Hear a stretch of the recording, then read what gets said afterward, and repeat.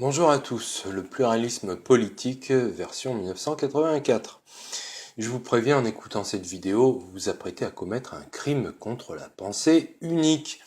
Un crime pour lequel la police de la pensée va vous condamner moralement avant de vous faire rééduquer pour guérir cette maladie contagieuse qu'est la pensée libre, ce fléau qui est 2 plus 2 égale 4, et vous inculquer les bonnes pensées, les bons réflexes humanitaires, les bons dogmes hygiénistes et budgétaires, les bonnes croyances démocratiques, républicaines et européennes, heure après heure, jour après jour, article après article, journal télévisé après journal télévisé, sondage après sondage, émission politique après émission politique, et ce jusqu'à votre rémission complète, jusqu'à ce que vous ayez choisi librement, entre guillemets, d'éradiquer en vous toute malpensance, toute adhésion naïve à des fake news, toute tentation populiste, toute once de complotisme, tout réflexe nationaliste, tout repli identitaire, jusqu'à désintégrer en vous jusqu'à la plus petite particule de sédition factieuse et rebelle, pour recouvrer enfin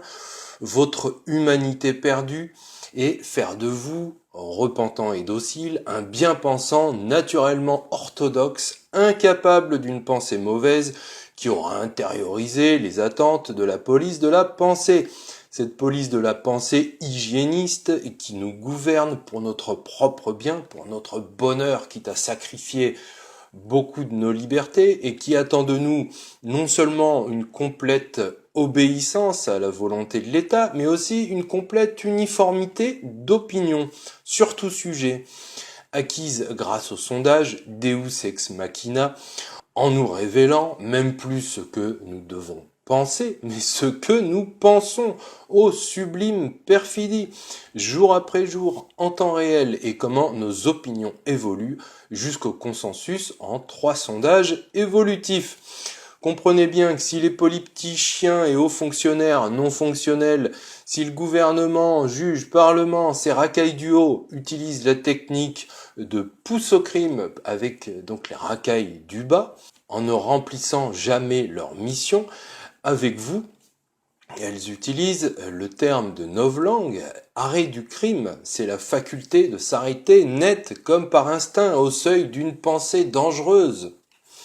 Ils inculquent aux citoyens le pouvoir de ne pas comprendre les analogies, de ne pas percevoir les erreurs de logique, de ne pas pouvoir comprendre les arguments les plus simples. Il comprend aussi le pouvoir d'éprouver de l'ennui ou du dégoût pour toute suite d'idées capables de mener dans une direction hérétique. Comprendre dès lors que 2 plus 2 n'est pas égal à 5, c'est le premier acte de résistance aujourd'hui.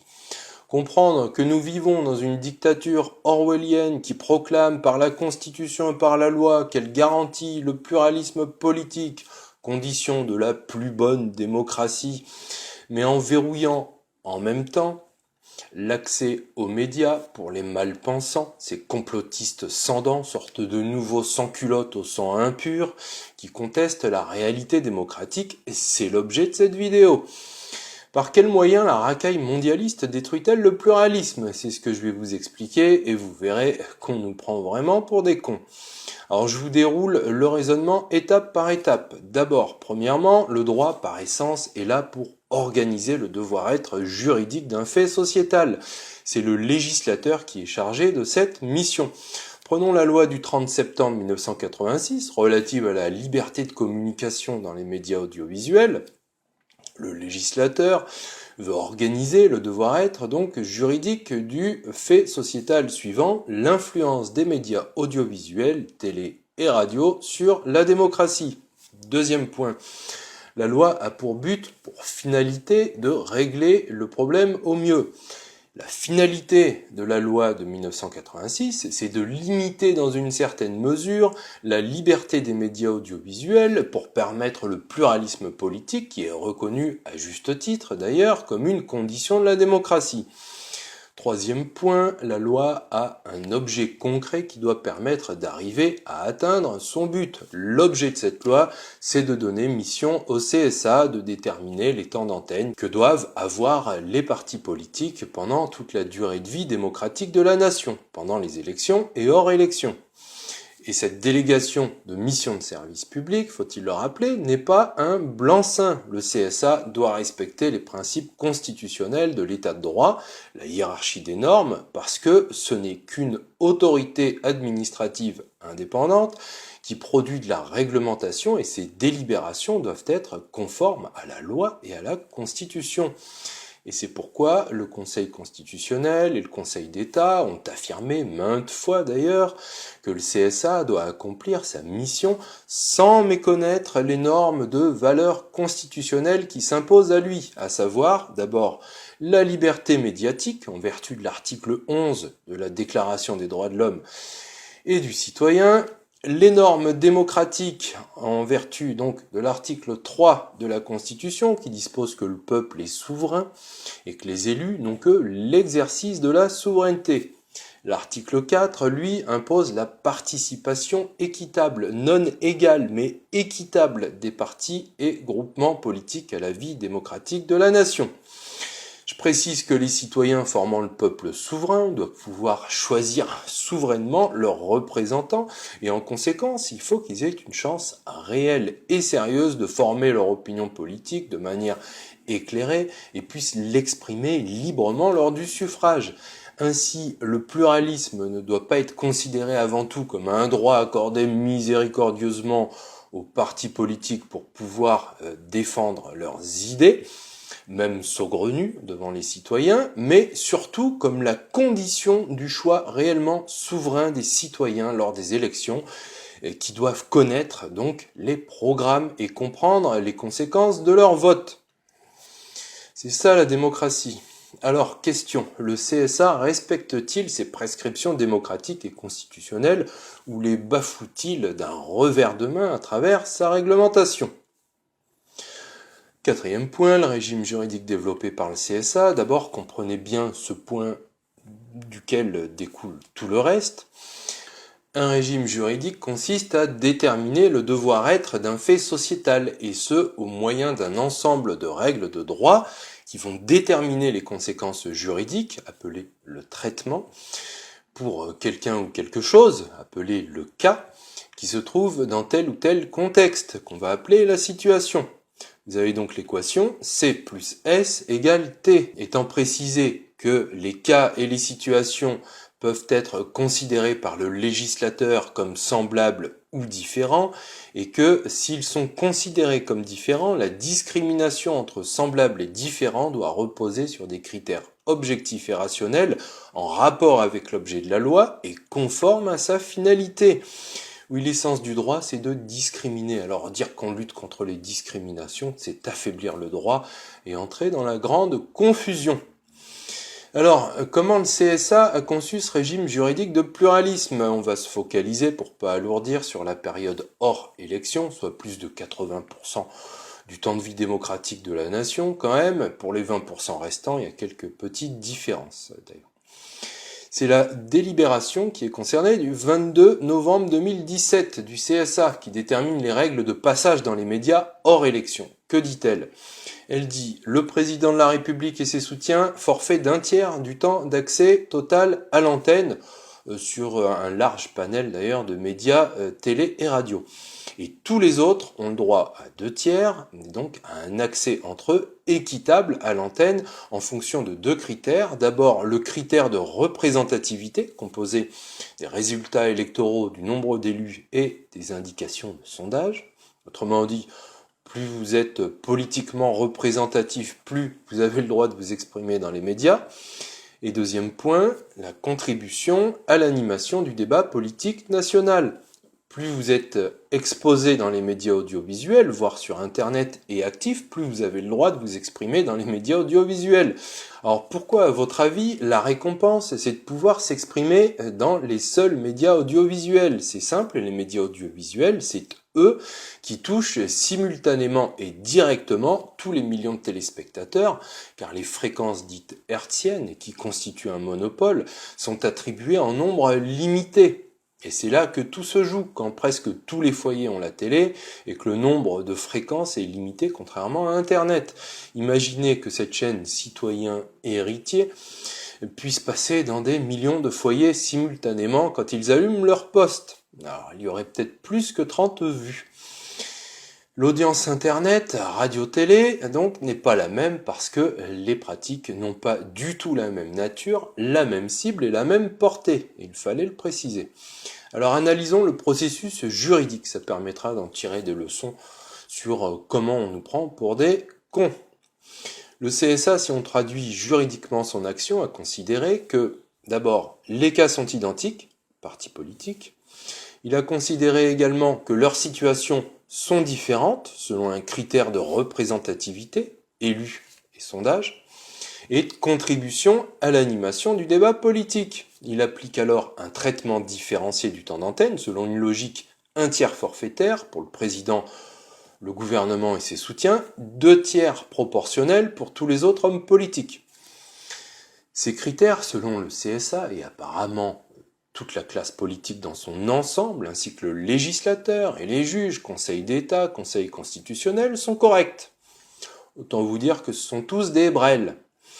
En résumé, cas identique, parti politique, plus situation différente, représentatif ou non représentatif, égale traitement différencié, temps d'antenne proportionnel. Alors une remarque, je dis cas identique, on devrait dire cas semblable, mais bon, c'est pas grave. Pour savoir si le traitement juridique est juste, un temps d'antenne proportionnel, donc il faut se poser les 5 questions logiques suivantes. D'abord, 1. Est-ce que tous les partis politiques sont des cas identiques par le simple fait que ce sont des partis politiques ? 2. Est-ce qu'ils se trouvent dans des situations différentes simplement parce qu'ils sont représentatifs ou pas représentatifs de la même manière politiquement ? 3. Est-ce que les critères du CSA sont objectifs et rationnels ? 4. Est-ce qu'ils sont en rapport avec l'objet de la loi ? Et 5. Est-ce qu'ils sont conformes à sa finalité ? Question logique qu'on peut se poser après le postulat que j'ai posé. Reprenons. Ne pas distinguer les partis, c'est déjà un amalgame douteux. Ne doit-on pas au moins distinguer parmi les 400 partis politiques entre ceux qui ont un programme national ou local, ou entre ceux qui violent ou non les principes de la souveraineté et de la démocratie, ça est l'agré déjà, et qui ne devraient donc être dissous, ou entre ceux qui ont un activisme politique significatif ou non, ou entre ceux qui ont la volonté réelle et sérieuse de se présenter aux élections ou non, parce que c'est quand même un critère constitutionnel aussi, ça. Un rapport de 2016 avait préconisé des choses en ce sens, très timidement, alors pour dire que 1, ça sort pas du chapeau ce que je dis, 2, ce que je dis c'est cohérent, suffit de réfléchir un peu, mais apparemment c'est déjà trop demandé à tous les veaux. Il n'y a actuellement qu'une définition jurisprudentielle fondée sur la compta des partis pour savoir si ce sont des partis. Entretenir la confusion, c'est le but pour noyer le poisson plus facilement. Discriminer ensuite les partis en fonction de leur seule représentativité et de leur seule contribution au débat public national. Quid de leur différence de notoriété ? Ceux qui sont représentatifs, on les connaît, parce qu'une majorité de gens, par définition, ont voté pour eux. Mais les autres qu'on ne connaît pas, avec ce système, on risque pas de les connaître. Il y a donc là un verrouillage. Les critères objectifs et rationnels. Certes, la représentativité et la contribution au débat, c'est objectif parce que ça peut se calculer, mais rationnel, non. Non par rapport à la finalité de la loi, on va le voir dans la dernière question, la dernière réponse. Des critères en rapport avec l'objet propre de la loi, la représentativité et la contribution au débat public sont des critères en rapport effectivement avec l'objet de la loi, car ils sont faits pour déterminer les temps d'antenne des partis politiques, et de ce point de vue, il n'y a rien à dire. Des critères conformes à sa finalité. Ils viennent limiter, en effet, vous me direz, oui, dans une certaine mesure, la liberté des médias. On est d'accord. Mais est-ce que ces critères de représentativité et de contribution au débat national pour pouvoir passer dans les médias, donc, respectent la Constitution, c'est-à-dire est-ce qu'ils permettent réellement de se mettre en conformité avec les exigences démocratiques constitutionnelles. À ce titre, je rappelle que le CSA doit accomplir sa mission sans méconnaître les normes de valeurs constitutionnelles qui s'imposent à lui, à savoir d'abord la liberté médiatique.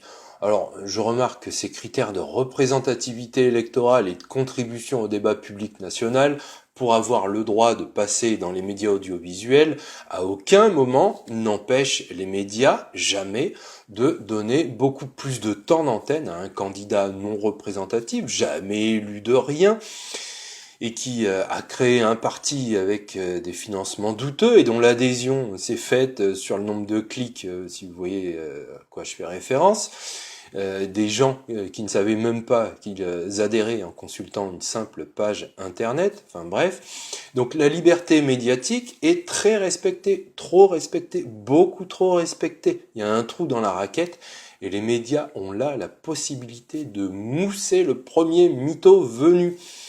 Et à cause de ça, on s'est pris 5 ans de stupidité macronique dans la gueule. Et c'est pas fini.